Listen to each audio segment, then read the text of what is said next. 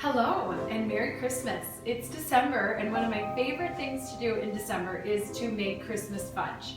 And why I love to make Christmas fudge not only is because my mom used to make it and I would sit on the counter in the kitchen and watch her pour over pans and pans of fudge to give away to people that we know and love.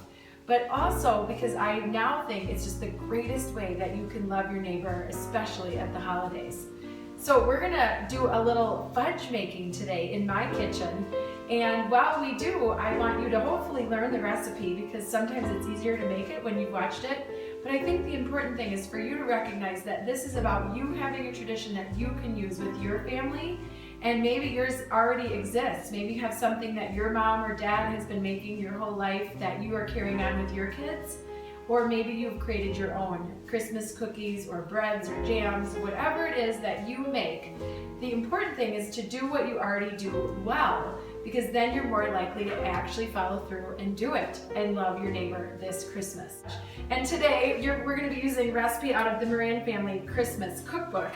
And it is on my website at sarahbeckman.org/resources. I already have my butter warming on the stove here and it's melted.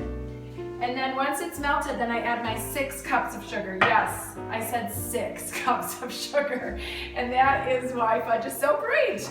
But I'm gonna add my 6 cups of sugar to my melted butter. And then I'm gonna use a can of evaporated milk and pour it in. And what we do then is we bring it to a boil once these ingredients are mixed together. So what you're looking for is the edges of the pan to start bubbling. So that's when you know that your mixture is bubbling, and that's when you want to set the magic timer for 5 minutes.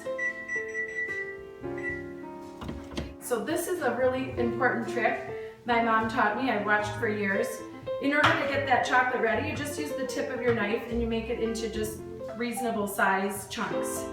So we get this chocolate all ready, and then we also use an ounce of bittersweet. This is unsweetened chocolate, and this is 1 ounce. We get that ready. Same method. And then 1 bag of chocolate chips, but because it's Christmas and I use so many, I have a giant bag, so that equals about 2 cups of chocolate chips. So you get that, you have to have that ready for when your nice bubbly sugar is ready to have this poured in, because it's a fast process from there. So as your fudge is boiling and getting ready for this delicious amount of chocolate, as you saw that I poured into this pan, you want to make sure that those pans are laid out and ready, because the stirring happens fast and the pouring has to happen even faster, because you won't believe the fudge already starts to get a little film of firmness on top. We are ready. So this is quick motion, right? All that chocolate and 1 scoop of vanilla fluff. Doesn't have to be too big. And don't put your finger near there, okay? It starts to get heavy and thick, as you can see, and so the stirring it's essential to go fast. My mom and I have a joke, a running joke, about how many pans did you get out of your batch?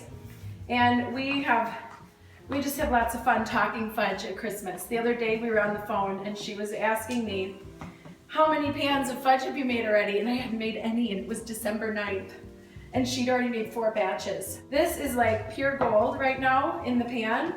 It's perfectly ready to pour. And so I usually go pretty fast. This is a fancy new pouring pan that my husband got me last year. So you're just gonna kind of put it in there. The greatest gift that you can give your neighbor at Christmas is to spend the 5 or 10 minutes visiting and catching up when you deliver the fudge. The fudge is just really an excuse, but it's a great way to really bring that extra dash of meaning to the holidays and to touch someone who may not get that just extra dose of love this Christmas. I hope that you enjoy your holidays. It's been great to spend time with you.